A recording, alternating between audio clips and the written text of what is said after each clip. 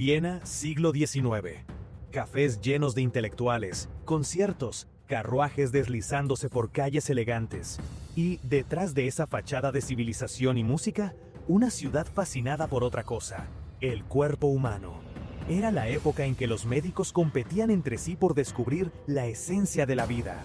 Algunos abrían cadáveres, otros coleccionaban cráneos. Pero hubo uno que cruzó la línea. En aquel tiempo lo conocían simplemente como el Dr. Keller. Hoy, los pocos archivos que quedan lo llaman de otra manera: el médico de la muerte de Viena. ¿Mataba a sus pacientes? ¿A propósito? Eso es lo que vuelve esta historia tan perturbadora. Él decía que no, decía que estaba estudiando, decía que la ciencia necesitaba ser alimentada. Y Viena en esa época era la capital perfecta para eso.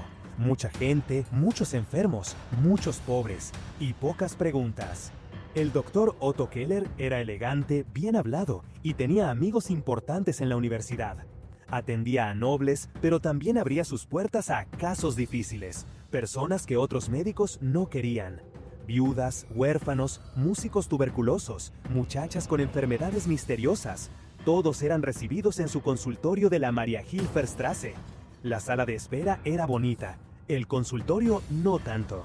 Detrás de la puerta había algo que no aparecía en los anuncios: una habitación fría con demasiados instrumentos para un solo médico. Frascos con líquidos, mesas de hierro, cuadernos llenos de anotaciones y cajones. Cajones con llave. Eso ya suena a laboratorio secreto. Y lo era. Pero para Viena, él no estaba loco. Al contrario, era moderno. Hablaba de la electricidad en el cuerpo humano, del impulso vital, de prolongar la vida. Y cada vez que alguien moría en sus manos, decía: lamentablemente el organismo no resistió, pero la medicina aprendió algo hoy. Y nadie se atrevía a contradecirlo. Los primeros rumores comenzaron en el Hospital General. Las enfermeras decían que el Dr. Keller siempre pedía que le enviaran pacientes en estado terminal. Decía que quería aliviar su dolor. Pero algunos de esos pacientes no estaban tan enfermos. Entraban caminando y salían solo en camillas cubiertas. ¿Él probaba medicinas en ellos? Más que eso, probaba límites. Decía que el cuerpo tenía un punto exacto entre la vida y la muerte. Un instante en el que el alma aún no se ha ido, pero el cuerpo ya no responde. Y que si lograba estudiar ese instante, podría impedir la muerte en el futuro. Eso decía. Bonito en el discurso, horrible en la práctica. Uno de los casos más descritos en los registros es el de Amelie Schuster, 19 años, costurera. Solo sufría crisis de falta de aire, nada grave. Fue enviada al Dr. Keller porque él estudiaba enfermedades pulmonares. La madre la acompañó. Keller sonrió, tranquilizó a la madre y dijo que haría un procedimiento breve. Le pidió esperar en la sala. 2 horas después, Keller apareció con expresión triste y dijo: lo lamento, su corazón era más débil de lo que imaginábamos. Hasta le dio un rosario a la madre. Pero esa tarde, el cuerpo de Amelie no fue entregado. Fue llevado al sótano. ¿Manipulaba los cuerpos después? Sí, eso era lo que buscaba desde el principio. No era la cura, era el momento de la muerte. En los cuadernos que la policía encontró más tarde, lo detallaba todo. Paciente 14. Pulso cayó después de inyección de láudano. Breve retorno tras estímulo eléctrico. Mirada vítrea pero consciente. Paciente 21. Pidió ayuda. Corte realizado en silencio. Reacción mínima. Frío, metódico. Escribía como si describiera un experimento con plantas. Pero eran personas. Entonces, ¿por qué nadie lo denunciaba? Porque sus pacientes eran desechables. Al menos a los ojos de la Viena rica. Eran inmigrantes, gente sin familia, o con familia demasiado pobre para enfrentarse a un médico. Entonces, ¿cómo lo descubrieron? Por culpa de una muchacha que no era desechable. Su nombre era Lieselotte von Strauss, hija de un comerciante influyente. Sufría desmayos frecuentes y su padre, al oír del médico que estudiaba los desmayos y las debilidades del corazón, la llevó con él. Keller la recibió como siempre, educado, atento, casi cariñoso. Pidió examinarla a solas, y la muchacha no volvió. ¿Mataba a la hija de un rico? Creyó que podía. Pensó que sería como siempre, que bastaría con decir: su corazón se detuvo.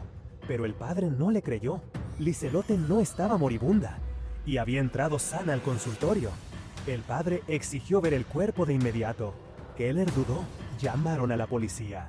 Cuando entraron en la sala de procedimientos, el cuerpo de Liselot estaba sobre la mesa, desnudo, aún tibio. Tenía marcas en los brazos, punciones, cortes y un cable conectado a un aparato de batería, como los experimentos de galvanismo que los científicos hacían con ranas. Era como si intentara ver hasta dónde reaccionaba el cuerpo. Ahí no había cirugía, no había anestesia, había curiosidad. Eso es enfermizo. Y no terminó ahí, porque al registrar el sótano encontraron otros cuerpos, algunos enteros, otros abiertos, y frascos con órganos conservados en alcohol, corazones con etiquetas, ojos, incluso partes de columna vertebral. Todo catalogado, todo fechado, como si fuera un museo privado de la muerte. Los cuadernos fueron la peor parte. En cada página un paciente. No todos eran terminales, algunos eran voluntarios, a los que decía que iba a tratar. Todos tenían una anotación final. Momento de la muerte, útil. Momento de la muerte, muy rápido. Momento de la muerte, insuficiente. No estaba salvando, estaba calculando. ¿Y qué hizo Viena con eso? Entró en pánico, pero en silencio. La universidad no quería que un escándalo así manchara su reputación. La policía quería cerrar el caso rápido. Y la familia de la muchacha quería venganza. Keller fue arrestado e interrogado durante días. No lloró, no pidió perdón, solo dijo: ustedes lo llaman muerte, yo lo llamo progreso. Alguien tiene que ir donde los demás no se atreven. ¿De verdad creía en eso? Sí, como muchos monstruos de aquella época, se escondía detrás de la palabra ciencia. Y hay una frase que aparece 3 veces en su diario: si el hombre quiere vivir más, alguien debe morir antes. El problema era que el caso era demasiado feo. Viena era la ciudad de la música, del lujo, de los médicos brillantes. Descubrir que un médico mataba para estudiar el instante de la muerte destruiría la imagen de la ciudad. Entonces, ¿qué hicieron? Lo juzgaron rápido, sin público, sin prensa, sin nombres, y lo llamaron simplemente el médico. ¿Lo ejecutaron? No oficialmente. Los registros dicen que murió en prisión 3 meses después. Pero hay otra versión, la que contaban los carceleros, que lo encontraron muerto en su celda, con el pecho abierto. Como si alguien hubiera pensado: ya que te gusta abrir, veamos qué hay dentro. Después de eso, el consultorio fue cerrado. La calle donde atendía siguió igual, elegante, concurrida, pero el edificio permaneció vacío por años. Y los vecinos decían que por la noche se veía una luz encendida en el segundo piso y una sombra caminando de un lado a otro, como si alguien aún estuviera anotando resultados. ¿La gente todavía recuerda eso en Viena? Muy poco, porque casi todo fue borrado, pero algunos historiadores médicos de principios del siglo XX encontraron copias de las páginas del diario, y una frase se repetía siempre, escrita con su caligrafía firme, sin temblor: solo en el instante de la muerte, el cuerpo revela sus secretos. Hoy, cuando se habla de la medicina vienesa, se recuerdan los grandes nombres, los descubrimientos, las cirugías brillantes. Pero en la sombra de ese brillo, también hubo quienes quisieron ir demasiado lejos, quienes confundieron la vida con materia, quienes mataron creyendo que ayudaban a la humanidad. ¿Y al final, nadie recordaba los nombres de las víctimas? No, solo el de él. Y casi siempre es así. Recordamos al monstruo y olvidamos a quienes devoró. Si alguna vez caminas por las calles antiguas de Viena y ves un edificio de ventanas altas con una luz encendida sola en el segundo piso, puede ser solo una oficina o solo el viento, pero algunos dicen que si acercas el oído a la puerta, todavía se escucha el arrastre de una mesa, el abrir de un cajón y una voz baja que dice: un poco más, solo un segundo más, ya casi lo descubro.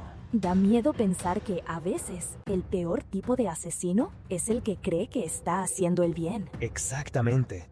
El mal que sabe que es mal asusta, pero el mal que se llama progreso, ese es el que más mata. Y así fue como Viena ganó un fantasma que no aparece en las leyendas populares, pero vive en los archivos olvidados: el médico que quiso medir la muerte y terminó medido por ella.